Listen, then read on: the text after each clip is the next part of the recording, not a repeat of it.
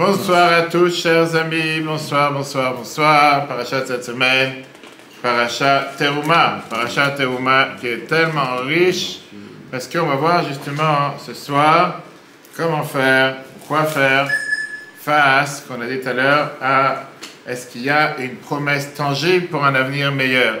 Est-ce que vraiment, quand il fait noir, est-ce que quand tout va mal, est-ce que quand on pense qu'il n'y a pas d'issue, est-ce que vraiment on peut penser, on peut avoir un avenir meilleur? Est-ce que l'espoir d'un avenir meilleur est une illusion, ou c'est une invention, ou bien c'est du réel? Fais un tour de table, commençons par les femmes rapides. C'est du réel. C'est du réel. Qu'est-ce que tu dis toi? Réel ou une illusion? Heureusement que c'est du réel. Heureusement que c'est du réel. Maintenant, la question, elle n'est pas de dire que c'est du réel. Bien sûr, c'est facile à dire que c'est du réel. La question, elle est, quand tu vois noir, ta lunette noire, qu'est-ce que je te fasse? C'est comme quand le ciel il est toujours bleu, il y a des nuages pour l'assembler, et on croit que le ciel est gris, mais en fait il est bleu. C'est juste Les gens, ils vivent pas dans le ciel. Les gens, des fois, ils te disent, regarde, t'entends les nouvelles, t'entends ci, t'entends ça. Les gens, ils sont parfois... C'est eux qui choisissent de voir le... Mais des fois, il y a des situations qui sont vraiment noires. Tu ne peux pas te voiler la face. Il y a des situations qui sont vraiment mal. Il y a des situations qui sont pas on va dire, qui sont pas agréables. Comment tu peux dire que c'est eux qui choisissent? Il ne faut pas être si méchant avec les gens. Qu'est-ce que tu dis, toi? Réel. Ça veut dire quoi, réel? Ça veut dire qu'il y a toujours un avenir meilleur. Quoi qu'il arrive, il y a toujours un avenir meilleur. Oui, mais tu ne dis pas c'est quoi la clé? C'est pas tout de suite. C'est pas tout de suite, ça veut dire quoi? Ça veut dire que c'est pas après 120 ans? Le paradis? On ne sait pas tout de suite. Ça veut dire quoi que c'est pas tout de suite? Bien souvent, la chaîne. Bonsoir. Le bien. Hein? Des fois, le bien, on ne le comprend pas. Des fois, le bien, on ne le comprend pas. Qu'est-ce que ça veut dire le bien, on ne le comprend pas? Des fois, c'est pas ce qu'on voudrait. Quand une situation, bonsoir, bonsoir, quand tu vois que la situation, elle est noire, comment tu peux espérer que la situation devienne meilleure? La situation, elle est noire, je sais, elle est noire. Là, maintenant, il fait noir dehors. Qu'est-ce que ça veut dire? Non, dis-toi dans la tête qu'il fait jour. S'il fait noir, il ne peut pas faire jour. Tu comprends? Qu'est-ce qui est... On sait pourquoi il fait noir, pourquoi? Parce qu'il fait nuit. Alors, je vais te dire, on a deux approches.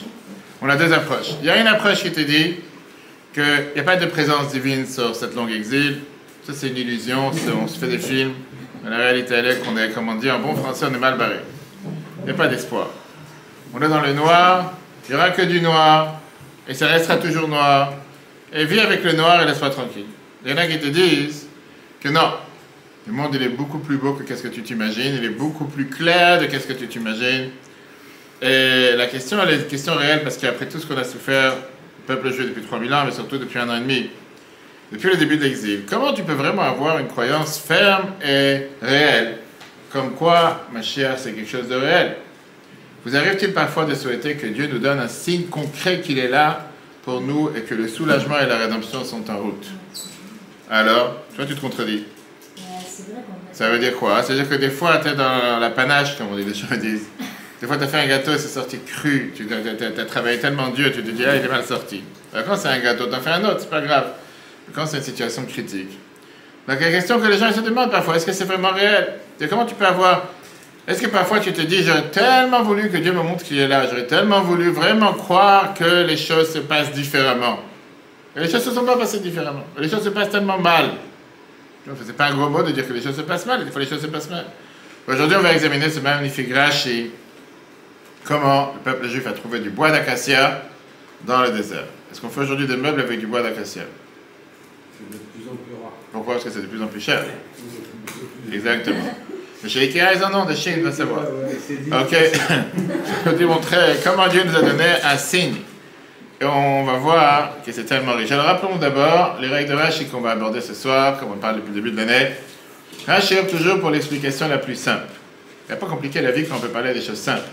Deuxièmement, Rashi suppose que vous vous souvenez de son commentaire précédent. Et il s'appuie sur cela. Troisièmement, ce qui est le plus important, Rashi ne cite sa source que lorsqu'elle résout un problème dans le texte. Et sans ça, il ne va pas venir le souvenir. Et si on a ces règles en tête, on va voir tout de suite le texte numéro 1 dans la paracha de cette semaine. On commence pendant les 5 prochaines semaines, la paracha de Troumat et Tzavé, qui tissa une partie Vaya quelques coudées, dans laquelle on parle de la construction du temple. Et on voit comment Dieu a instruit le peuple juif à construire le tabernacle et tous ces différents meubles.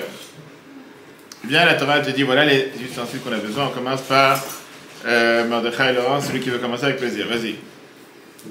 Dieu s'adressa à Moïse en disant, parle aux enfants d'Israël et fais-leur prendre pour moi une offrande, De toute personne dont mon cœur inspire à la générosité, tu prendras mon offrande. Tu recueilleras de l'offrande suivante, de l'or, de l'argent et du cuivre, laine bleue, violette et cramoisie, lin et poils de chèvre, et des peaux de bélier teintes en rouge, des peaux de Tachash, ouais. et du bois d'acacia. Tachash est un animal particulier, un oiseau particulier et du bois d'acacia. Quand tu as lu le verset 2, il y a quelque chose qui t'a dérangé ou pas? Sinon, on avance. Si oui, dis-moi quoi. Si tu dis pas, tu peux avancer. Non. Rien qui t'a dérangé. Personne? Ok, on verra après. La dernière chose qu'on a vue, c'était le bois d'acacia. Et on a vu quelque chose qui nous intéresse. Parce que d'où le peuple juif a trouvé du bois d'acacia dans le désert? Alors, on peut comprendre qu'ils ont mis dans leur valise, s'ils avaient des valises à l'époque, ou dans leur charrette, tout type d'habits, tout type de peaux d'animaux, tout type de choses qu'ils ont trouvées avec eux dans le désert. Ils en auraient besoin à un certain moment. Mais pourquoi quelqu'un allait prendre avec lui des bûches ou des morceaux de bois d'acacia? Surtout quand tu lis les instructions qu'on voit en long et en large sur les instructions de comment on devait faire les murs, les poutres du tabernacle. C'est qu'on avait besoin d'avoir 50 poutres, 50 poteaux. Chacune qui était avec 10 amotes de longueur et 5 mètres de longueur sur une et demie à masse, environ 75 cm de largeur.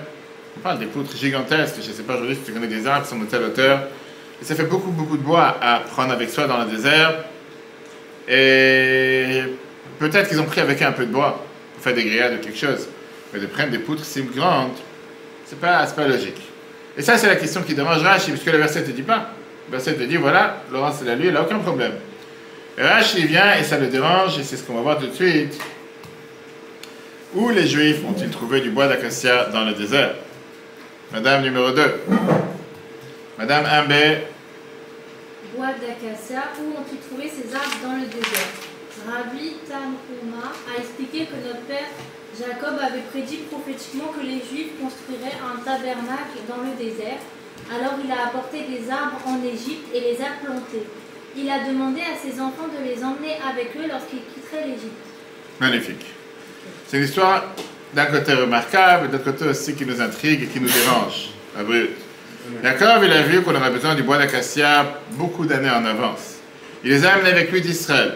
Je te rappelle que Jacob, il est vécu en Israël, ils sont descendus avec toute sa famille en Égypte, on a vu ça dans Vaïchi, d'accord? Il les a amenés avec lui, il les a plantés en Égypte. Quoi? On parle ici de bois qu'il a plantés pendant 200 ans qu'on n'en a pas besoin, qu'on ne va pas les utiliser. À travers tout ce temps-là, chaque génération a informé les enfants que sachent que ces bois n'ont rien à voir en Égypte. Il y avait des bois juifs, on va dire, qui étaient là pour un jour les sortir et un jour les refaire sortir, les déraciner. Avant l'Exode, les Juifs avaient le devoir de commencer à déraciner ces bois et les faire, qui étaient totalement grandis, les faire venir avec eux dans le désert. J'allais te dire, si tu as de l'imagination, tant mieux. Si tu es créative et si tu es extraterrestre, pourquoi pas. En tout cas, cette explication de me dire que ça c'est le sens simple du verset, je ne parlerai pas. Où c'est écrit ça dans le verset? D'où tu inventes une histoire pareille? D'où tu as sorti une telle histoire? Rachid ne te dit pas non plus, ça c'est le Midrash. Rachid ne te dit pas, ça c'est une explication, on va dire, qui est beaucoup plus sensée pour le Midrash que pour le sens littéral du texte. D'accord? Et Rashi, en général, il vient et te dit, le Midrash nous dit, là il dit pas, il a dit Rabbi Tanhuma, on a dit, Piraj Rabbi Tanhuma, Rabbi Tanhuma, rappelez-vous de ce nom, Rabbi Tanhuma, il vient et te dit telle et telle chose. Maintenant, on a 3 questions qui dérangent. Question numéro 1. Pourquoi Rashi a-t-il fourni sa source? Pourquoi il te dit Rabbi Tanhuma? Deuxièmement, pourquoi Rashi prétend-il qu'il s'agit d'une explication littérale? En utilisant les mots Rabbi Tanhuma a expliqué comme si c'est la logique, c'est normal. Alors qu'il s'agit au mieux d'une homélie. C'est l'explication homélistique de la Torah. Et troisièmement, pourquoi le littéralise Rashi opte-t-il pour une explication aussi complexe? Je repose la question à Laurence, que tout à l'heure elle m'a dit qu'elle n'était pas dérangée. Moi je pense qu'elle n'a pas dit la bonne réponse. Est-ce que en lisant l'explication de Rashi, qu'on vient de voir, rien t'a dérangé? Bah, j'ai pas sous les yeux. Tu l'as pas sous les yeux. Mais forcément, c'est quelque chose qui m'a dérangé. Hein? C'est quelque chose qui va me déranger si vous insistez dessus. C'est je pense que oui. Quand je te demande des questions, je suis d'accord avec toi. On va voir plus tard. Il faut se rappeler le contexte. C'est-à-dire, on lit un verset. Mettons-nous dans la tête de n'importe quelle personne qui a fait Chumash cette semaine, qui a lu le verset. Voilà comment Dieu te dit de faire un temple. Personne ne se pose la question d'où, quoi, comment. D'accord? On ne va pas être naïf, on ne va pas être tordu, on va dire les choses vraies. Personne ne s'est posé la question d'où ça vient. Quel sens ça? Tu prenais pour moi? Non, tu lis, tu traduis, à la rigueur, tu as compris le texte. Viens, Rachid, arrête-toi une seconde. D'où vient ce bois? D'accord? Première question, ça te dérange. C'est dans le désert, d'où vient ce bois? C'est ce qui demande, ça te demande à réfléchir. Le bois, il y a 300 ans, tes ancêtres, Jacob, il a pris du bois, il a pris d'Israël, il l'a amené avec lui en Égypte, il a planté là-bas, il a dit touchez pas, c'est pas pour maintenant, c'est pendant 200 ans, vous sortez d'Égypte. Pourquoi tu vas tellement loin? Pourquoi tu vas faire les choses simples? On va tout de suite voir qu'il y a d'autres commentateurs qui viennent et qui te disent fais la vie simple, pourquoi tu dois rendre la vie compliquée quand tu peux la rendre simple? Maintenant, elle l'a dit tout à l'heure, ça ne la dérangeait pas. Juste pour la stigmatiser, quand on se rappelle après les punitions qu'elle va recevoir. Parce que, je ne sais pas, quelqu'un de normal, quand tu commences à réfléchir, tu te dis qu'est-ce qui se passe ici? Qu'est-ce que tu me racontes une histoire? Je dis, rien, ça et le sens simple, c'est deux mondes. C'est vraiment des parties loin. Et en général, comme on l'a dit tout à l'heure, Rashi, quand il a un problème, il te dit que je suis obligé de faire revenir le sens qui n'est pas le sens simple, le sens homilétique, etc. Parce que le sens simple me dérange. Là, d'abord, le sens simple, il n'y a rien. Dans le texte, on t'a rien dit. Tu as dit, prends-moi du bois. Tu dis, voilà, prends-moi telle et telle chose. D'où, je sais pas, j'ai dans ma poche. J'ai des sacs de bois dans la poche, je te donne, ça sort. Et commence à réfléchir un instant, surtout quand Rachid te dit que lui, il vient te parler par un enfant de 5 ans. Hein. C'est-à-dire qu'il ne cherche pas à compliquer la vie. Donne-moi les choses simples. Imagine quand tu as ton fils de 5 ans, il vient et te dit, d'où ils ont pris le bois? Qu'est-ce que tu lui dis? Tu vas lui vendre une histoire comme tu viens de dire? Non. Ok. Commence à regretter, c'est bien. Il faut regretter dans la vie. Maintenant, la dernière question, c'est une question, comme j'ai dit tout à l'heure, qui dérange, parce que quand tu commences, on va tout de suite voir les autres commentateurs comme Abraham Ibn Ezra, qui était un des plus grands sages à Toledo en Espagne, décédé en 1167, quand il s'est enfui du régime de Almohadine. À l'époque, déjà, il y avait les terroristes, pas d'aujourd'hui. Abraham Ibn Ezra vient et te dit, tu sais quoi, là, complique pas les choses. Si elle veut lire, si Esther, tu veux lire, vas-y, le texte. Vas-y, numéro 2. Certains de nos prédécesseurs ont expliqué que notre patriarche Jacob les a plantés et que les Israélites les ont fait sortir d'Égypte sur l'ordre de Moïse. De qui il fait allusion? À qui il parle? C'est qui son prédécesseur? Qui c'est qui vient de dire ça? On a vu? Mais non. Rachid te dit ça, d'accord? Rachid te met ça, Rabbi Tanchuma. Viens, le Rabbi Avraham Ibn Ezra, il te dit, vas-y. Maintenant, nous ne savons pas. Si cela a été transmis à nos prédécesseurs par leurs ancêtres, nous devrions aussi l'accepter. Cependant, il est préférable de chercher une explication différente s'il ne s'agissait pas que de leur théorie. Nous suggérons qu'il y avait un bosquet d'acacia. Oui. Comme un jardin, d'accord? D'accord, merci. Nous suggérons qu'il y avait un bosquet d'acacia près du désert du Sinaï. Lorsqu'ils arrivèrent au Sinaï, Moïse leur informa qu'ils s'y arrêteraient longtemps. À ce moment-là, ils ont coupé les arbres pour fournir suffisamment de bois pour que tout le monde puisse construire une hutte et que les dirigeants construisent de grandes cours. Comme des soukottes. Une souka, par exemple. Une tente, on va dire. D'accord? Pizza Hut, tu connais? C'est fait avec le symbole d'une souka. Ça y est, que tu regardes. Hut, c'est comme un truc comme ça, d'accord? Vas-y. Ok. Maintenant, Moïse leur a ordonné de construire le tabernacle après Yom Kippour, plusieurs mois après qu'ils aient construit leur cabane. À ce moment-là, ils avaient beaucoup de bois disponible. De Rachid. Oui, exactement. D'accord, de Rachid, tu as vu de Rabbi Tanchuma, d'accord? Donc tu viens et te dis, on va dire ça c'est une explication qui est beaucoup plus logique, qui fait beaucoup plus de sens.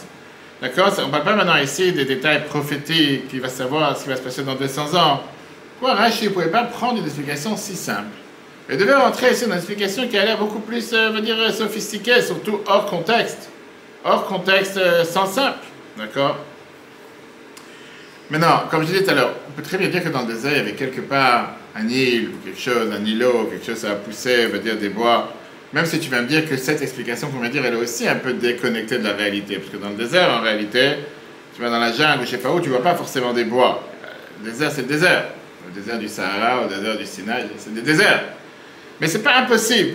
Parce qu'il y a plusieurs explications que la Torah elle-même te dit que dans le désert, il y avait des bois, comme on va tout de suite voir. D'abord, il pouvait avoir un oasis, c'est comme ça une île. Et surtout, on va tout de suite voir dans le texte numéro 3a que la Torah elle-même, elle te dit dans Exode chapitre 15, verset 27, ils sont arrivés à Élim, il y avait 12 sources d'eau et 70 palmiers dattiers. Ils étaient bien dans le désert. Donc il y avait bien des choses pareilles, d'accord? Élim, c'était le désert qui était à côté de la mer Rouge. Maintenant, s'il y avait un oasis là-bas, il y avait certainement un oasis à côté du Sinaï. Une autre suggestion, c'est que le bosquet pouvait être, on va dire, une aire civilisée, qui était à une distance qu'on pouvait marcher du désert du Sinaï. Et on ne s'imagine pas combien de temps on était vraiment d'un tel désert. Est-ce qu'on était dans un désert où il fallait marcher des centaines de jours pour y arriver? On va voir que la plus proche civilisation, elle était à moins d'une journée de marche.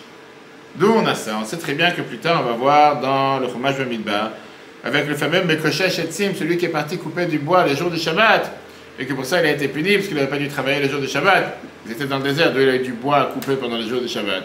Il y avait des endroits un peu lointains, c'était pas forcément où ils étaient dans le désert. Il est parti de la route, il a trouvé là-bas du bois. D'accord?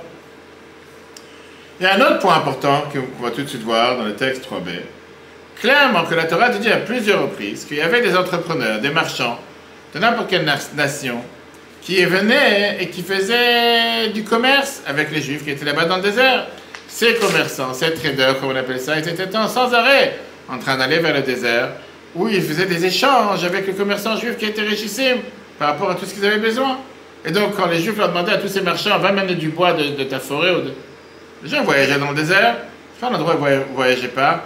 D'accord? Regardons comment la Gemara nous dit ça, la Gemara Yom à 75b. Il y avait des articles que les marchands de la communauté des nations leur vendaient. Maintenant, si je prends toutes ces possibilités en place, pardon, c'est difficile de comprendre pourquoi Rashi doit nous donner ici une explication qui est la moins plausible possible, avec une histoire fantastique qui nous a amené du Midrash. Et moi, ce qui me dérange le plus, c'est que la personne qui l'a lu tout à l'heure, elle ne s'est même pas posé la question si c'est normal. Pourquoi pas, c'est facile. Ok? Ça, c'est ce qui nous a dérangé jusqu'à présent. Question claire? Quelqu'un a un problème avec cette question? Tout va bien? Jusqu'à là, c'est clair? Ok.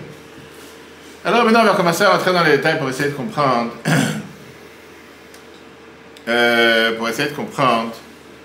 Le fait que dans le deuxième verset qu'a eu Laurence tout à l'heure, il y a une grosse question et qu'elle n'a pas du tout soulevée. Et c'était une question sur le fait, sur les terminologies qui ont été employées. Encore une fois, je dis encore une fois, c'est tellement riche parce qu'à chaque fois maintenant, on n'est pas des novices, on apprend depuis plusieurs semaines comment apprendre la Torah, comment apprendre Rashi. Quand tu lis le texte et tu ne poses pas de questions, et après tu vois tout ce qu'on est en train de voir, les détails ce soir, tu commences à réfléchir et te dis, mais pourquoi je suis bête? Pourquoi je ne réfléchis pas à ce que je suis en train de lire? Un des principes de Rashi, on a vu que Rashi s'est dit que quelqu'un, en général, quand j'ai appris quelque chose auparavant, je peux pas lui apprendre encore une fois. Et il construit son commentaire sur ce qu'il a déjà expliqué auparavant. Il s'est dit qu'il se rappelle qu'on a vu dans les passages précédents. Et la Torah, elle te dit que tout ce que le peuple juif a donné, c'était des choses qui étaient prêtes à la portée de main et qu'ils sont venus pour le donner. Nous avons appris précédemment que tout ce que les Juifs donnaient pour le tabernacle était facilement disponible et attendait d'être récupéré. Alors là, la question. Voilà ce qu'elle a lu tout à l'heure. D'abord, Israël, c'était le deuxième verset qu'elle a lu. Parle aux enfants d'Israël pour qu'ils prennent pour moi une offrande. Qu'est-ce qui ne va pas dans cette phrase? Qu'ils prennent pour moi une offrande. Qu'est-ce qui dérange dans cette phrase? Tu l'as lu pourtant tout à l'heure. Ouais, moi j'irais plutôt pour qu'ils prennent. C'est plus ça qui me. Pour moi, une offrande. Qu'ils prennent quoi? Qu'ils prennent quoi? On a vu tout à l'heure les 15 choses qu'on a mentionnées. Ça t'a mentionné, mais c'est quoi? Qu'est-ce qui dérange dans cette phrase? Tu l'as lu ici. Ça ne veut pas que tu l'as lu ici. Là. Là, tu l'as lu dans le deuxième verset. Parle aux enfants d'Israël, fais-leur prendre pour moi, qu'ils prennent pour moi, c'est la même chose, qu'ils prennent pour moi une offrande, d'accord? Et après, encore une fois, de toute personne dans le cœur inscrit à la générosité, tu prendras mon offrande. Donc on revient au verset qu'on entendait ici, qui est la même chose, c'est exactement le même verset, la même traduction. Qui prennent pour moi une offrande. Qu'est-ce qui dérange? J'y sais rien? Rien? L'offrande, c'est pas l'offrande peut-être qui est. C'est quoi le problème de l'offrande, dis-moi? C'est une offrande, c'est. Parle, qu'est-ce que tu veux qu'ils disent? Il donne un ordre déjà. C'est normal qu'ils donnent un ordre, pas à la Moshe. Mais une offrande. Ah, c'est quoi le problème? Qu'ils prennent? Ah, mais c'est. Oui. C'est démonstratif. Et là, ce qu'ils prennent. Quel est le mot qui dérange? Moi, c'est offrande. Ils prennent pour moi une offrande. Qu'est-ce qu'on aurait dû dire? Qui prennent une offrande. Ils prennent pour l'offrande. Qu'ils prennent une offrande. Qu'est-ce que tu dis, toi? Tu n'es pas là. T'es déjà quitté, tu es dans les nuages. D'accord. Quelqu'un, encore une fois, comme on l'a dit tout à l'heure, on parle. Pour moi, il répète pour moi. Un étudiant qui réfléchit, il aurait tout de suite compris qu'on a ici une phrase particulière. Parce qu'une offrande, on donne, on ne prend pas. On ne veut pas dire qu'ils prennent. Qu'est-ce que c'est le mot prendre ici? En hébreu, yikru. Qui me donne une offrande. À qui il parle? Dieu il parle à Moshe en lui disant, va parler au peuple juif pourquoi? Prends une offrande. C'est quoi pour faire une offrande? Pour qu'il me donne une offrande. C'est pareil. Ah, c'est pareil? Non, c'est pas pareil. Ah, vas-y, si c'est pareil, laisse-moi tranquille, j'ai plus de cours à donner. C'est pas du tout pareil. Prendre et donner, c'est la même chose. Non. Qu'ils prennent pour moi une offrande, tu dis que c'est la même chose ici on aurait dit s'ils me donnent une offrande. Bah, qu'ils prennent, il y a des choses à prendre forcément. Qu'est-ce que ça veut dire des choses à prendre? Dieu dit à Moshe, il va leur dire qu'il me donne une offrande, oui. Qu'ils viennent et qu'ils me donnent un don. Une offrande pour moi c'était un don. Hein. Bah, Il n'est pas à dire qu'ils prennent un don pour moi. Ça vient d'eux, s'il dit qu'ils prennent, c'est que c'est quelque chose qui vient d'eux alors. Ok. Rachid est spécifique, très très spécifique dans la manière comment il traduit le mot. Regardez. Rachid te dit que le mot trouma, quand on a dit le mot trouma dans cette verset, une offrande, Rachid vient et te dit que vrai que ça veut dire une offrande, mais c'est plus qu'une offrande. Parce que trouma veut dire le mot afracha. Dit afracha trala. C'est quoi afracha trala? Qu'est-ce que ça veut dire afracha trala? Ça veut dire quoi? Non. Non, la traduction du mot afracha ne veut pas dire prélevé. Traduction exacte afracha c'est quoi? C'est écrit en plus. Une séparation. Ils mettront à part de leur propriété comme une offrande pour moi. Afracha trala c'est séparer la chala. D'accord? Et donc, en réalité, Rachid vient et te dit que quand tu parles une offrande, ici on parle d'une séparation. Qui sépare de leur argent, c'est quelque chose pour moi. D'accord? Maintenant, un étudiant qui réfléchit et qui se pose la question, il se dit, avant la réponse, l'étudiant il vient et te dit que on met le focus ici sur quoi? Sur prendre plutôt que donner. Pourquoi? Parce que la seule chose que le donneur a à faire, c'est de séparer ce qu'il a déjà. Quand je dis prends pour moi, c'est tu l'as déjà. Prends-le, sépare-le, ce que tu as, sépare-le de ce que tu as, mais de l'autre côté, d'accord? Ça veut dire que de là, on comprend que tous les matériaux qu'ils avaient, c'était des matériaux qui étaient prêts, disponibles, disposés à les donner pour ce qu'on a besoin. La seule chose qu'ils avaient besoin, c'était de décider de prendre ce qui est déjà présent, et maintenant, le mettre de côté pour quand le collecteur va venir, il va pouvoir le prendre. Donc, il vient maintenant avec ses problèmes de bois d'acacia. Il sait tout de suite que l'étudiant, il se pose une question. Parce que comment on peut imaginer très bien que nos ancêtres, ils ont pris avec eux de l'argent, de l'or, du cuivre, des habits, ça je peux comprendre. Ils en avaient assez. La seule chose qu'il fallait, veillikru li trouma, prends pour moi une offrande. Je prends de l'or, je prends du cuivre, je le mets d'un côté, je sépare dans l'autre, etc. Et à deux mots, ce n'était pas quelque chose qu'ils avaient besoin de se prendre la tête avec ça. Mais la question que Rashi se met dans la tête de cet enfant, d'où nos ancêtres avaient du bois d'acacia dans leur cabane qui a été prêt à donner. Ils ont reçu cet ordre aujourd'hui. Imaginez l'image. Moshe, il arrive, il dit au peuple juif, Dieu il a dit qu'il faut maintenant prendre pour moi une offrande, 15 choses qu'on a énumérées tout à l'heure, toutes les différentes choses qu'on avait besoin pour construire le temple. Chacun rentre à la maison. Qu'est-ce que c'est prendre pour moi une offrande? Tiens, voilà, tu veux du cuivre? J'ai ça. Et le bois d'où il sort? Et c'est ça la question qu'on a fait, ils se demandent. Toutes les autres choses, ils les ont déjà. La preuve, on a dit clairement que c'était une offrande, quelque chose qu'ils ont déjà, qu'ils doivent maintenant le séparer de ce qu'ils ont pour le mettre de côté. Maintenant, même s'ils avaient déjà fait, on va dire, couper du bois dans les mois précédents, quand ils sont arrivés, il n'y avait aucune raison de couper du bois plus que qu'est-ce qu'ils avaient besoin pour construire leur chalet, pour construire leur maison de campagne, ou pour construire leur maison écolo-sorana. Depuis quand on va se mettre à, comme on a dit tout à l'heure, la taille est 5 mètres sur 0,75. Tu as des bois de 5 mètres de long chez toi à la maison. Quelle personne se balade avec des bois pareils? C'est pas d'accord? Ça veut dire que quand ils ont eu l'instruction de donner du bois d'acacia, les Juifs auraient dû aller prendre des tas de bûches et les amener chez eux à la maison, aller pondre ce bois de quelque part. Mais d'après Rachid te dit, mais écoute-moi une seconde, la Torah a employé ici un mot, veillikru li trouma, qui prennent pour moi une offrande. Le mot offrande, ça veut dire quoi? Quelque chose qu'ils ont déjà chez eux à la maison, et que la seule chose qu'on leur demande de faire, c'est de le séparer d'un côté vers l'autre. Pas que maintenant ils vont aller dans la forêt et commencer à se mettre à couper du bois. Ou aller maintenant chercher chez les commerçants, qui vont leur dire, qui passent dans le désert, comme on a vu les autres explications. Et c'est pour ça que Rachid te dit, ça c'est quelque chose qui est censé dans le sens simple du verset. Parce que tout ce qu'on vient de dire jusqu'à présent, les autres explications, ils sont beaucoup plus loin que le sens simple. Ça n'a rien à voir avec le sens simple. Parce que la Torah te dit, sépare-moi quelque chose que tu as déjà. Si tu as quelque chose que tu as déjà, ça veut dire quoi? Pour ça, la Torah dit, à ce moment-là, je peux le donner. Ok. Donc Rashi n'a pas le choix, il est forcé de prendre ici l'explication de Rabbi Tanchuma qu'on a dit, que le bois, il était déjà dans leur valise, dans leur charrette. Ils avaient déjà le bois avec eux. Puisque c'était comme tout le reste, il fallait les séparer d'une chose à l'autre.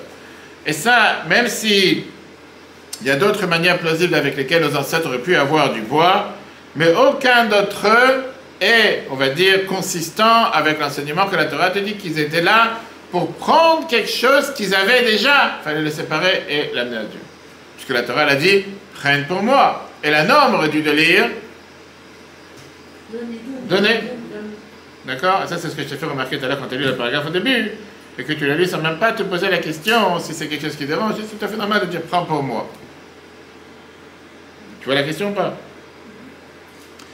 Et donc, c'est pour ça que Rashi vient et te dit, tu sais quoi, je ne suis pas ici en train de... D'abord, on l'a dit tout à l'heure, c'est pour ça que Rashi ne t'a même pas dit, le Midrash dit. Pour Rashi, ça c'est l'essentiel du verset. Il n'y a pas autre chose à chercher. Je ne veux pas comprendre quelque chose d'autre. Parce que Rashi t'a dit, je peux très bien te donner toutes les autres explications qu'on a dit, on n'a pas dit tous, on en a dit quelques-unes. Mais justement, puisque Rashi c'est un littéraliste, il n'a pas le choix que de faire rentrer ici cette explication homilétique qui vient, que dans cet instant, ça devient le sens littéraire du verset. Rashi accepte le conte homilétique du Rabbi Tanchuma comme le sens littéral parce que quand aucune autre explication n'est cohérente avec l'enseignement de la Torah selon lequel le poids était facilement disponible. Ça ne pouvait pas. D'accord? Maintenant, on a fini le cours. Apparemment, tout est clair.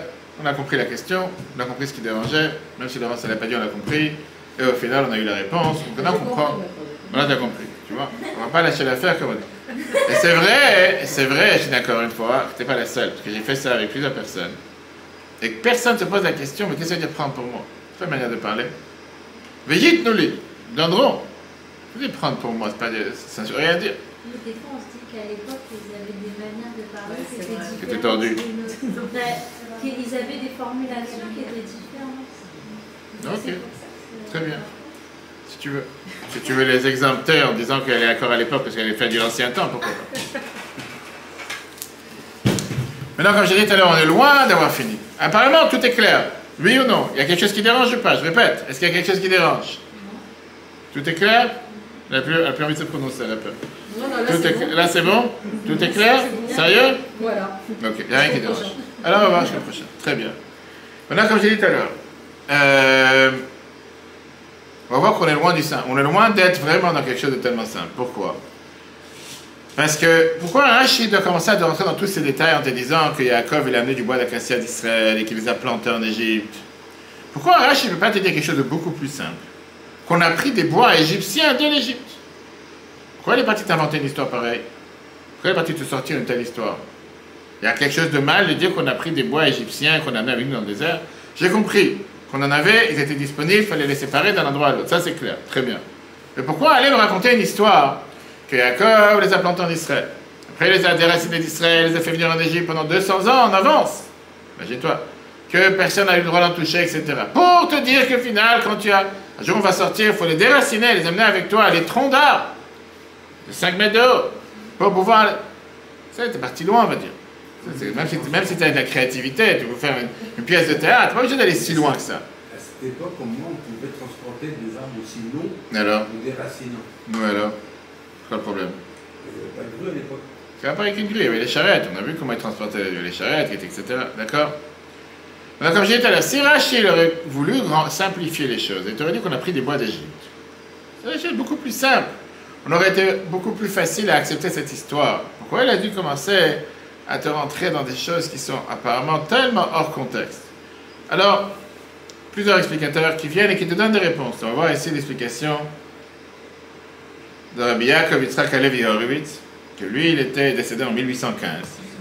Lui, il vient et te dit que Rashi savait que les acacias n'étaient pas originaires d'Égypte. Il a donc insisté pour que Jacob les plante. Très bien. C'est très bien qu'en Égypte, ça ne pousse pas des bois d'acacia. Mais encore une fois, moi je ne suis pas égyptien, je ne suis pas Rashi, et moi j'ai aucune connaissance, moi j'ai 5 ans, et je ne suis pas censé. Qu'est-ce que tu as perdu? Qu'est-ce que tu as? Tu as vu une souris qui passe? Qu'est-ce qui se passe? 5 mètres, c'est juste là. Monsieur, le bâtiment fait 10 mètres de long. C'est simple. C'est 10 mètres de long. Qu'est-ce que tu regardes? Ok. Je voulais savoir. Ensuite, tu cherchais une souris, je me fais peur. Je m'inquiétais pour le soulever. Oui, on pouvait pas. Ah. Oui, exactement. Alors après, si c'est le bois d'acacia d'aujourd'hui, c'est différent, on verra après. Donc, première chose, vous savez qu'il n'y en avait pas. Maintenant, la vérité, qui sait si c'est un pouce en Égypte ou pas? Pas tout le monde a ChatGPT et commencé à chercher. On ne sait pas. Rachid, d'accord. Il y en a qui te disent que Yaakov, il voulait qu'on utilise le bois, puisque c'est un bois qui va être utilisé pour le temple. Alors, il voulait que ce soit un bois qui vient d'Israël. Terre sainte, bois saint, bois saint. Je veux dire la même chose, ça on voit par exemple le Chaim Lahui, qui est le Ber Maim Chaim, qui est décédé en 1588, le frère du Maharal de Prague. Lui, il vient et te dit, c'est très simple. Jacob voulait que les acacias viennent de Terre Sainte, mais les a replantés en Égypte, parce que les arbres que Jacob n'a apportés n'auraient pas tenu toutes ces années en Égypte, s'il ne les avait pas plantés. Pour ça, il les a plantés en Égypte, 200 ans, non. Alors pourquoi il les a pris d'Israël? Comme c'est pour construire le temple c'est un édifice saint pour Dieu. Pour ça, il veut te donner un bois saint, un bois qui vient de Terre Sainte. Ok. On peut très bien comprendre cette idée que pour construire le temple qui est saint, tu as besoin des bois saints. Très bien. Maintenant, on comprend pourquoi il n'a pas acheté des graines en Égypte, parce qu'il voulait qu'ils viennent d'Israël. Il ne pouvait pas amener avec lui des graines d'Israël, parce qu'il voulait avoir des vrais bois qu'ils ont poussés en Israël. Il ne pouvait pas amener non plus des bûches de bois, ou des tas de bois, des petits morceaux comme on a pour les cheminées, comment ça s'appelle ça? Des rondelles.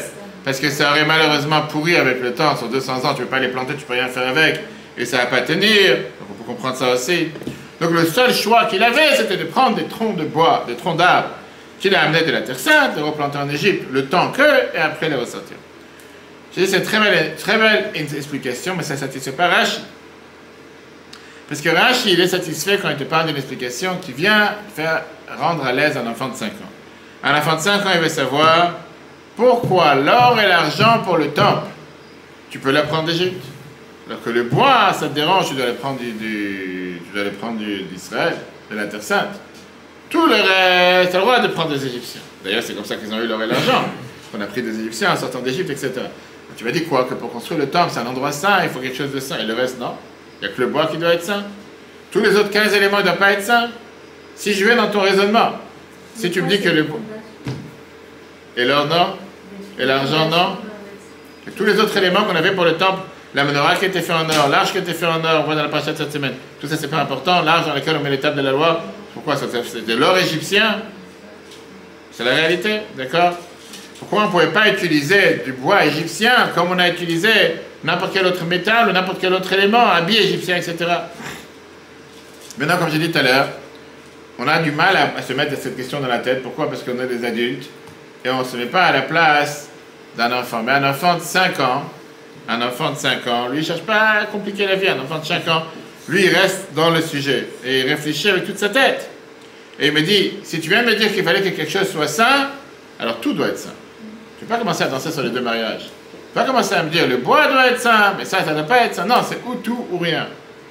Le bois, le tabernacle, premier Israël pour assurer sa sainteté, contrairement à l'or et l'argent égyptien. Si cette réponse séduit les adultes, Rashi la rejette, comme un enfant se demanderait pourquoi seul le bois nécessite des origines particulières. Mais encore une fois, non, c'est pas poser la question, parce que nous ne sommes pas la tête. Nous, tout ce qu'on te dit, tu avales et tu avances, ce n'est pas la question. Mais un enfant de 5 ans, Rashi vient et te dit, il s'est posé la question. Alors, jusqu'à là, on a compliqué les choses. Et maintenant, on va commencer à avoir un peu une partie de réponse. Le Rabbi te donne ici une explication qui est étonnante, édifiant et simple. Yaakov, ici, cherchait une chose. Yaakov, il voulait que ses enfants aient des bois en Égypte qu'ils étaient une fois auparavant plantés sur la terre d'Israël. Qu'ils ont respiré l'oxygène d'Israël, qu'ils ont vécu avec les Juifs un moment libre quand ils étaient sur leur terre sainte. Ils sont amenés en Égypte, il les a replantés en Égypte. Comme ça, ils pourront être avec le peuple juif durant tous leurs esclavages et pourront être après utilisés dans le tabernacle après qu'ils sont libérés d'Égypte. Quelle est l'idée? L'idée, elle était que ça sera le symbole tangible de confort, d'espoir et de force qu'ils avaient besoin le plus pour passer les moments les plus difficiles de l'exil. Quand leur morale va être le plus bas et ils auront besoin d'un coup de pouce, alors ils pourront regarder ces arbres. Ces arbres qu'ils ont une fois vécu en Israël, quand les Juifs étaient libres, ils vont être encore une fois, ils sont maintenant à présent avec eux pour leur rappeler qu'un jour ils vont être aussi libérés. Ne jamais perdre l'espoir. Jacob voulait que ses enfants aient en Égypte des arbres qui avaient été plantés sur le sol israélien en Israël pour servir de symbole de réconfort d'espoir, pardon, et de force lorsqu'ils en avaient le plus besoin. Sarah va lire le prochain paragraphe.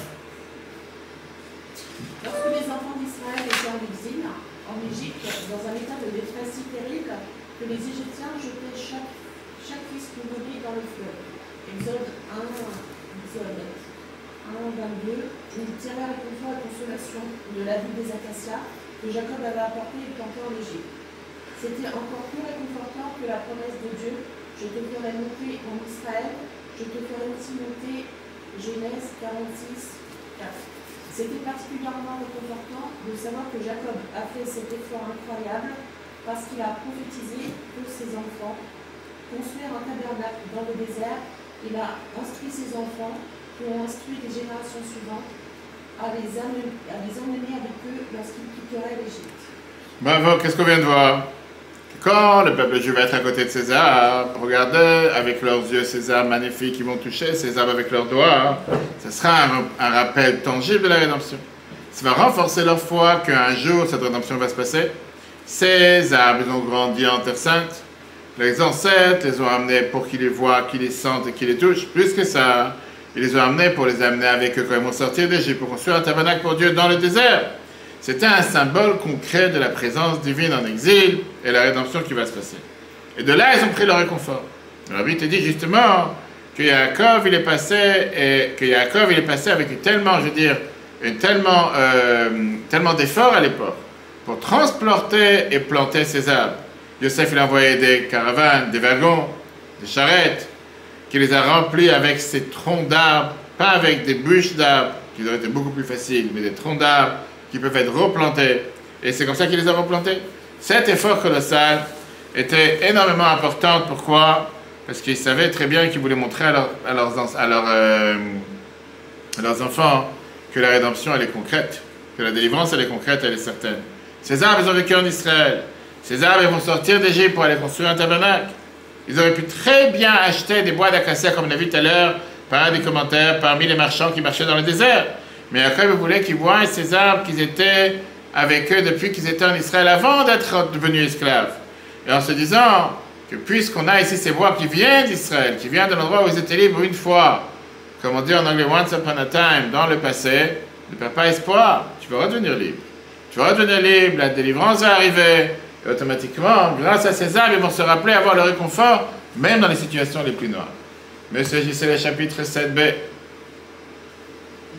Les Juifs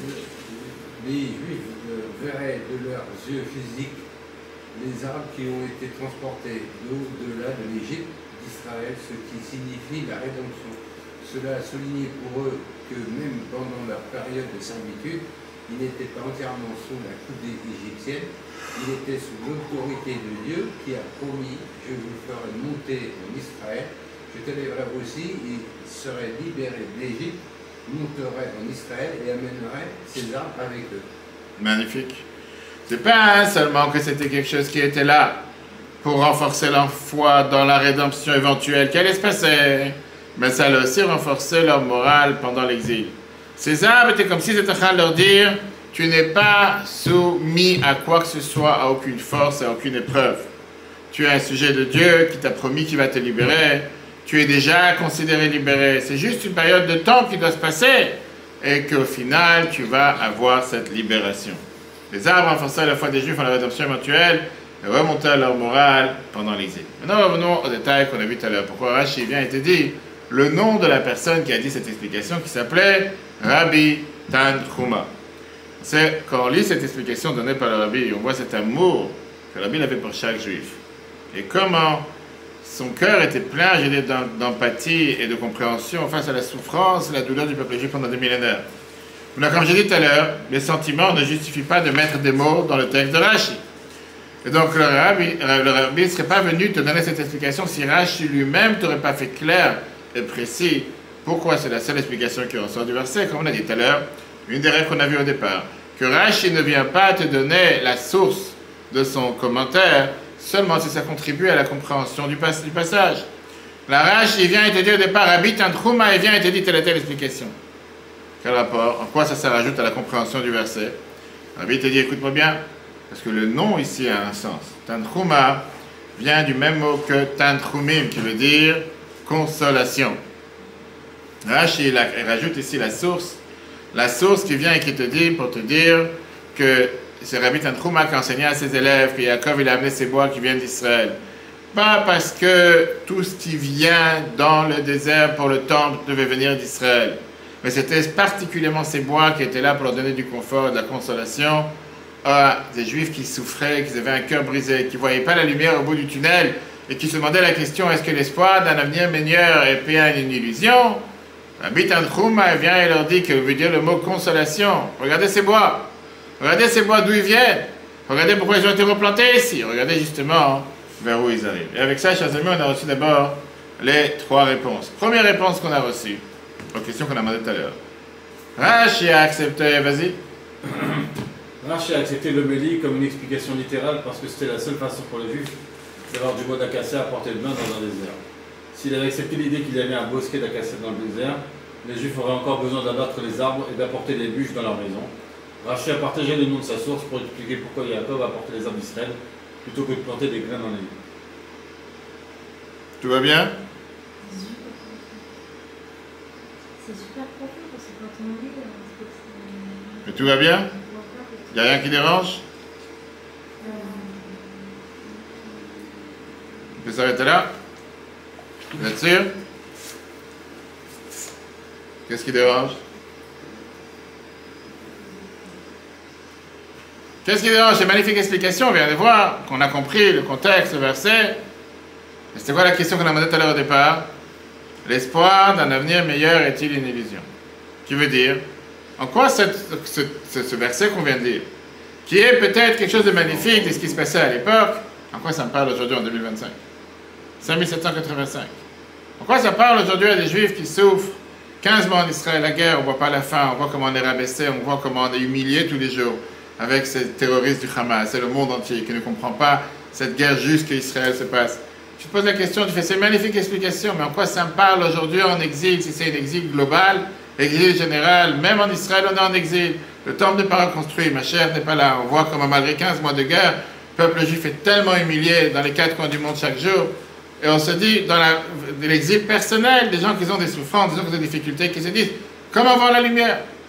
Est-ce que ce que Yaakov il a fait à l'époque, ça a aussi une raison et une réponse pour me montrer qu'aujourd'hui aussi on a cette garantie, aujourd'hui aussi on a cette certitude que même si parfois c'est l'exil le plus noir possible, ne te confie pas, ne te focalise pas sur l'exil, ne te focalise pas sur le noir, focalise-toi sur la lumière qui est sûre et certaine arrive, parce qu'elle nous a déjà été promise. On le voit ça dans le verset. Comme j'ai dit tout à l'heure, on vit dans un exil. Maintenant, un exil du fait que d'abord on est séparés dans le monde entier. On est séparés, on a le temple il est détruit, le temple il n'est pas construit. La paix générale, elle est loin d'une réalité. Mais le plus important, c'est aussi qu'on a cet exil spirituel, qu'on voit que la spiritualité, la divinité, n'est pas naturelle. Ce n'est pas la condition naturelle d'un être humain. On dit que c'est aussi naturel pour l'être humain, comme mettre, on appelle un maillot de bain sur un esquimau. Quand je préparais le cours, je demandais à quelqu'un d'où tu as entendu cette expression dans ta vie. Moi, je n'avais jamais entendu avant le cours. Un maillot de bain sur un esquimau, qu'est-ce que ça veut dire? c'est absurde. C'est absurde. Pourquoi c'est absurde? Parce qu'un esquimau, il a pas besoin de maillot de bain. Je veux dire, aujourd'hui, c'est pas vraiment facile de connaître et de reconnaître comment on est rapproché de Dieu. Comment, on sait très bien qu'on a tous une vie qui est beaucoup plus matérielle que spirituelle. C'est beaucoup plus facile à faire des choses matérielles que de faire des choses spirituelles. On a parlé sur Shabbat. C'est plus facile de manger, dormir, travailler que de se consacrer à prier, à apprendre, etc., etc. En deux mots, notre âme est en exil. Elle est en exil sous des couches et des couches de matérialisme. Laurence, à toi. Les Juifs sont désemparés d'être en exil, même s'ils jouissent d'une prospérité matérielle et spirituelle, parce que le véritable désir d'un Juif est de faire l'expérience de la présence divine. Ce désir est enraciné au cœur de notre être spirituel. Nous sommes profondément ébranlés par le fait que la présence divine n'est pas manifestée aujourd'hui comme elle était lorsque le temple se trouvait à Jérusalem. De plus, l'enseignement suivant de nos sages nous dérange beaucoup. Ils ont enseigné que nous devons considérer le fait que le temple n'a pas été reconstruit de notre vivant, comme s'il avait été détruit de notre vivant. Talmud de Jérusalem. Tu veux dire, bien sûr qu'il y a des Juifs qui vivent en Israël, mais est-ce qu'on peut dire que c'est la situation que Mashiach est présent? Le temple il est reconstruit, Même en Israël, côté du côté, ils disent à cause de nos fautes, on a été exilés de notre terre. Bien sûr, Mashiach va venir, on va reconstruire le temple. La présence de Dieu sera révélée sur terre comme elle était à l'époque, mais jusqu'à là, on est en exil, on attend la rédemption. Alors Yaakov, il a planté ses arbres. On a dit que c'était justement un espoir avec ses bois d'acacia en Égypte. De la même manière, Dieu, il a planté cet espoir à l'intérieur de chacun d'entre nous. Pour nous rappeler qu'ils sont aussi tangibles que ces bois d'acacia qu'il y avait en Égypte, mais ce ne sont pas des arbres, ce sont des humains. Et ça, ce sont les tzadikim, que Dieu, il a planté dans chaque génération, comme Madame Paloma, tu peux lire. Jusqu'à ce que la rédemption arrive, la présence de Dieu reste cachée. Il n'est pas facile de voir ou de ressentir un sentiment de proximité avec Dieu dans ce monde matériel. Alors regardons ce que la Gemara Yoma, page 38b, nous dit. Quand tu veux. Ah, pardon. D'accord. Rabbi Ilya Bar Abba a dit au nom de Rabbi Yochanan qu'une personne vertueuse ne meurt pas avant qu'une personne juste, similaire, ne soit née. Comme le dit le passage, le soleil se lève, le soleil se couche. Ecclésiaste. Avant que le soleil ne se couche sur Élie le grand prêtre, Samuel le prophète de Rama est né. Rabbi Shia Bar Abba a dit au nom de Rabbi Yochanan, Dieu a vu qu'il y aurait peu de personnes parfaitement justes, alors il les a plantées à chaque génération. Comme le dit le passage, car les colonnes de la terre appartiennent à Dieu, et il a placé le monde sur elles. Magnifique. Et d'ailleurs, le Admor Zaken écrit ça dans le Tanya, chapitre 1, que quoi? Chapitre 1, chapitre 8. Yaakov, il a planté des arbres. Dieu, il a planté des tzadikim. Il les a plantés dans chaque génération, qui sont les tzadikim, qui sont les piliers sur lesquels le monde se maintient. Et comme on vient de voir, justement, les piliers de la terre que Dieu, il a plantés, bien sûr, on ne parle pas des piliers au sens littéral du terme, on parle aux piliers spirituels du monde.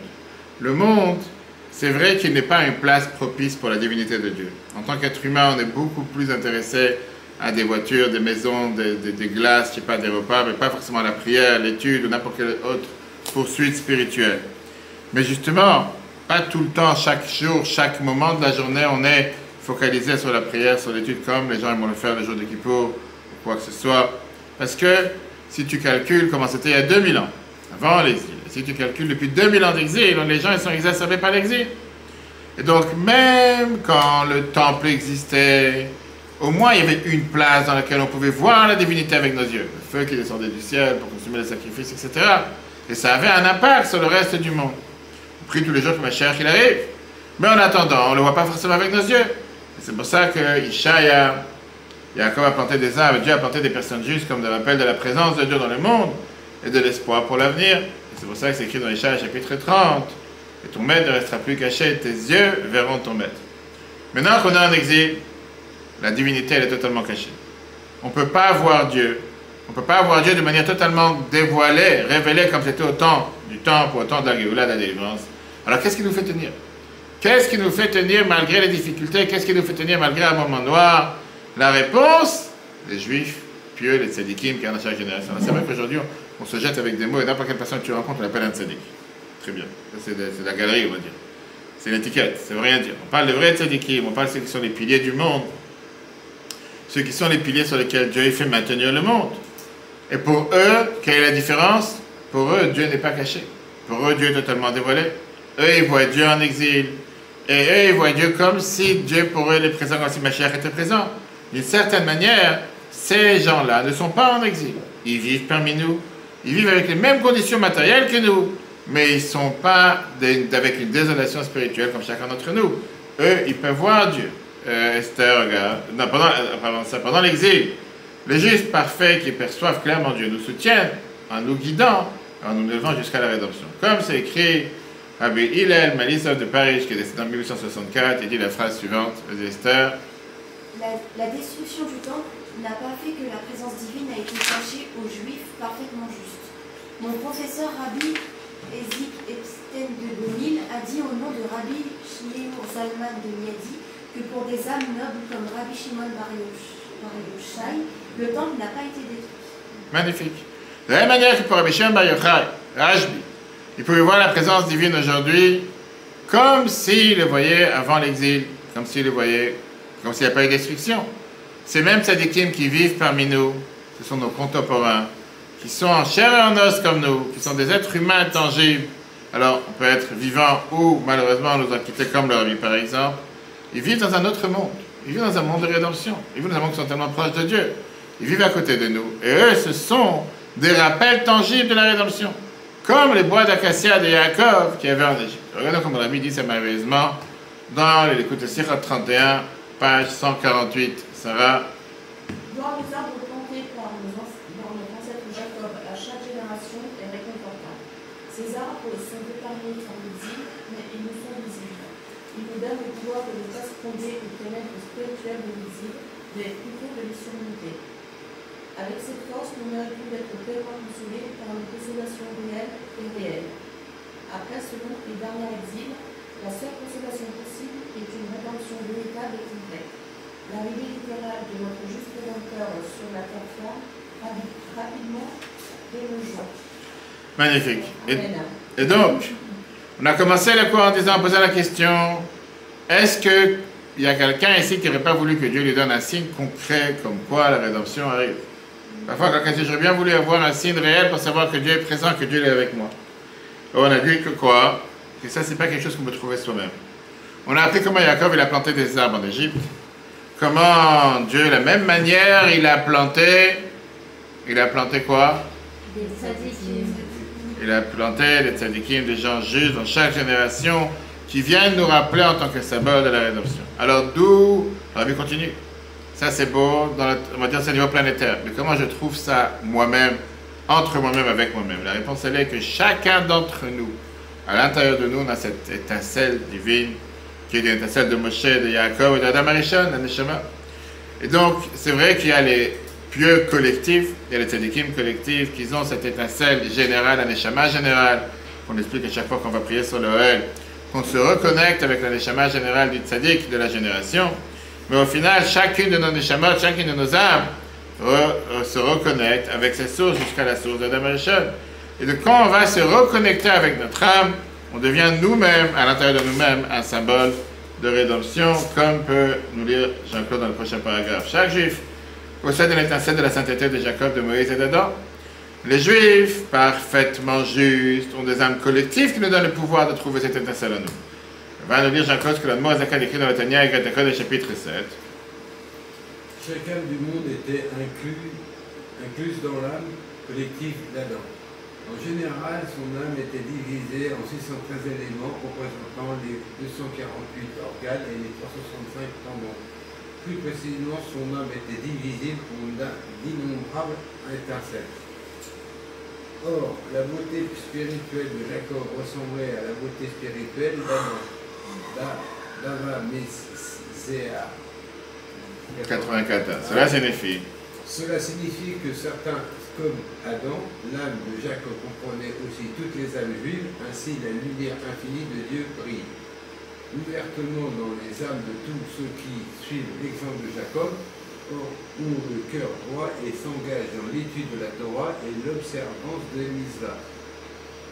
Ce rayonnement divin est le plus fort et le plus intense dans leur esprit et leur cœur pendant la prière. Et donc, c'était pas des mitzvot. Oui, même chose. Jacob, il a planté des arbres en Égypte. Et donc, pareil, il a aussi planté cette étincelle intense de dévotion et soumission au service de Dieu qui est à l'intérieur de chacun d'entre nous. Tu as les pieux qui sont parmi chaque génération, que Dieu l'a planté dans chaque génération, les tzadikim comme Yaakov, qui ont des âmes collectives, qui donnent la force et qui nous donnent le courage à pouvoir surmonter les difficultés comme Yaakov il a fait en Égypte. Nous, on est inspirés par justement leur exemple, à se dévouer à faire la Torah et les mitzvot, prière, et ça devient le plus grand symbole de la personnification de qu'est-ce que ça veut dire notre propre rédemption. Le fait que nous-mêmes, on peut avoir ce qu'on appelle cette étincelle qui se réveille de temps en temps pendant la prière, malgré qu'on est en exil, ça montre qu'on n'est pas soumis à cet exil. La preuve est qu'on voit parfois avec nos propres yeux des miracles surnaturels, comme on a vu jeudi soir, 5 bus qui doivent exploser, qui étaient censés exploser plein de personnes le lendemain matin. Et le bon Dieu fait qu'ils explosent la nuit quand il n'y a plus personne dans les bus. Et combien tous les jours de miracles pareils. Et ça, c'est pas seulement une histoire qui se passe quelque part, c'est avec chacun d'entre nous. Comme les troncs de Yaakov, nos âmes, qui sont des étincelles de Yaakov, les moments d'inspiration qu'on a pendant la prière, pendant l'étude, la pratique des mitzvot, ce sont des expressions tangibles de notre état spirituel qui est la reflète ce qui va se passer quand Mashiach va venir. Et donc, Chaque fois que notre vie a l'air d'être pesante, chaque fois que tu sens que l'espoir s'épuise, et chaque fois que tu te sens drainé d'énergie, reconnecte-toi avec le Yaakov de la génération. On a le devoir de se reconnecter pour retrouver cette étincelle générale qui existe, l'étincelle qui se trouve à l'intérieur de chacun d'entre nous, à travers la Torah et les mitzvot, à travers la prière. Va te reconnecter avec ta source, va nourrir ton âme, va expérimenter un moment de connexion avec Dieu, en sachant que dans ce moment-là, tu n'es pas en exil. Pendant que tu es en train de prier, pendant que tu es en train d'apprendre, tu es en dehors de l'exil. Ce moment-là, tu es totalement spirituellement libre. Et ça, c'est un précurseur de vie qui est pour l'ère de la rédemption. Ça nous donne la force et l'espoir de se dire que même si la situation peut être difficile, si aujourd'hui je suis capable de se relever au-dessus de cette situation, très bientôt on va s'en sortir de manière définitive. Pas seulement un moment dans la journée, pas un moment dans la semaine, mais de manière définitive, on va pouvoir avoir la rédemption. Et donc, on vit dans un exil spirituel où on se sent distant avec Dieu. Dieu, il a planté cette tzadikim dans chaque génération, qui nous rappelle, comme ces symboles d'arbres qui sont un témoignage vivant, que Mashiach arrive. Et c'est pour ça que la Bible n'a pas arrêté depuis son premier discours de parler, que la génération dans laquelle nous sommes, c'est la génération de Mashiach. Et ça, c'est aussi quelque chose qui peut se passer à travers chacun d'entre nous. Comment? C'est ça que chaque mitzvah qu'on fait, chaque prière qu'on fait, chaque bonne action qu'on fait, on se dit, c'est un moment dans lequel on se reconnecte avec Dieu. Et si on se reconnecte avec Dieu, à ce moment-là, on est libéré. On n'est pas sous l'emprise de qui que ce soit. En nous connectant à notre étincelle intérieure, nous pouvons vivre des moments de rédemption spirituelle, même en exil. Regardons le replay et le résumé des cours. Les Juifs ont utilisé des bois d'acacia pour le tabernacle que Jacob a prophétiquement planté en Égypte. Rashi accède cette explication apparemment fantastique pour se réconcilier avec la façon dont le bois était facilement disponible. Les arbres de Jacob étaient un rappel tangible d'espoir et de rédemption pour les Juifs réduits en esclavage en Égypte. Comme les arbres de Jacob, les Juifs de chaque génération sont plantés comme des rappels de la présence et de la rédemption de Dieu. Chaque Juif possède une étincelle de la sainteté de Jacob à laquelle on peut accéder par la Torah, les mitzvot et la prière. En nous connectant à notre étincelle intérieure, nous pouvons vivre des moments de rédemption spirituelle, même en exil. Magnifique cours de ce soir sur la paracha Trouma. Et la semaine prochaine, on verra quelle est la magie des fabriques et des rassemblements spirituels. Découvrir la chaleur et la force des rencontres assidiques. Ça, ce sera si je veux sur la paracha Tetzavé, la seule paracha dans laquelle il n'y a pas le nom de Moshe, mais néanmoins, elle est beaucoup plus présente que tout le reste. Avec plaisir, pourquoi pas. Bien sûr, pourquoi pas. Avec grand plaisir. Et donc, ça, c'est l'enseignement majeur. Le cours en replay sur Torah.fr. C'est tellement riche parce que parfois, on a beaucoup plus tendance à regarder le point noir. Parfois, on voit tout noir. Parfois, on se dit que comment on va s'en sortir. C'est presque impossible. C'est inimaginable. La Torah te dit que tu as la possibilité de pouvoir le faire chaque jour, à travers chaque mitzvah, en se reconnectant avec un tzaddik, en allant prier sur la tombe du tzaddik, en allant prier sur le Ohel. Surtout en se disant que c'est pas qu'on a toujours été dans cette situation. On était une fois libre. Le fait qu'aujourd'hui il y a une situation d'exil, on a une mission à accomplir. Une fois qu'on finit cette mission, Dieu va nous amener à la Géoula. Et c'est pour ça qu'on prie 18 fois par jour, en demandant à Dieu de nous donner la délivrance. Et comme on finit chaque prière chez Ivané, Betamigdash, et Merav Yamin, que Dieu fasse que ça se passe encore cette semaine, puisqu'on rentre maintenant dans le mois le plus joyeux de l'année. eTorah.fr, la Torah en live. Ce cours est proposé par eTorah.fr. Pour nous aider à continuer à diffuser les cours de Torah, vous pouvez faire même une petite contribution sur notre site www.eTorah.fr dans l'onglet « Faire un don ». Retrouvez-nous aussi sur les réseaux sociaux.